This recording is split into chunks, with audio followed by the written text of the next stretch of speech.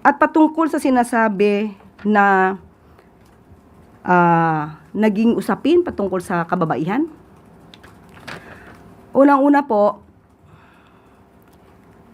ang pag-i-imagine o pagpapantasya sa isang babae.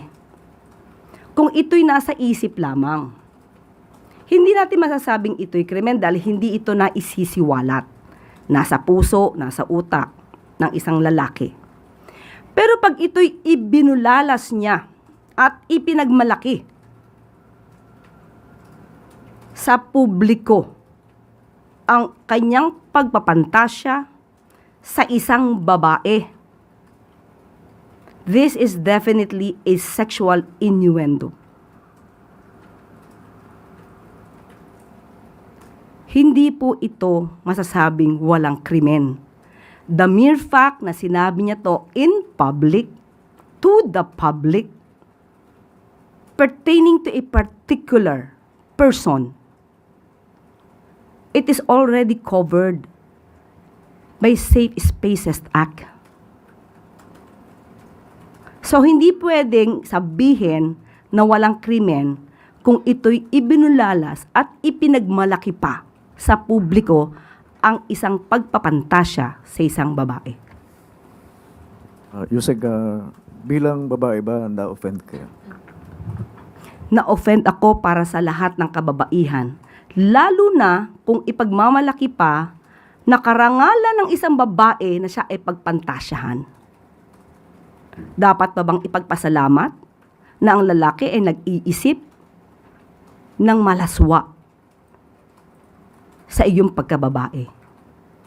Nagkataon lamang siguro na siya ay nakasuot ng isang suit, nakaharap sa isang mic, at may titulo bago sa kanyang pangalan. Kung nagkataon na ang lalaking ito ang nagsalita ay nasa isang kanto, nakahubad, at sinabihan ng isang babaeng naglalakad na ini-imagine ko kung anong ginagawa ko sa iyo kasi ang ganda mo. Magkaiba ba yun? Kung ordinaryong tao ang gagawa o ang tao ay supposed to be isang honorable. Kababaihan, hindi dapat ginagawang paksa ng malaswa na pananalita. Let us end the culture of objectifying women. Ang kababaihan ay ginagabayan, inaangat, ginagalang, at hindi ginagawang paksa ng walang malaswang pagpapantasya na ipinagmamalaki pa sa publiko. Na dapat pa raw na ituring na compliment kapag ginawan ng kalaswaan sa isip ng isang lalaki. At dapat pang ipagpasalamat ito ng isang babae. Nabubuhay tayo sa lipunang kumikilala, gumagalang, nag-aangat, at nagbibigay lakas sa kababaihan.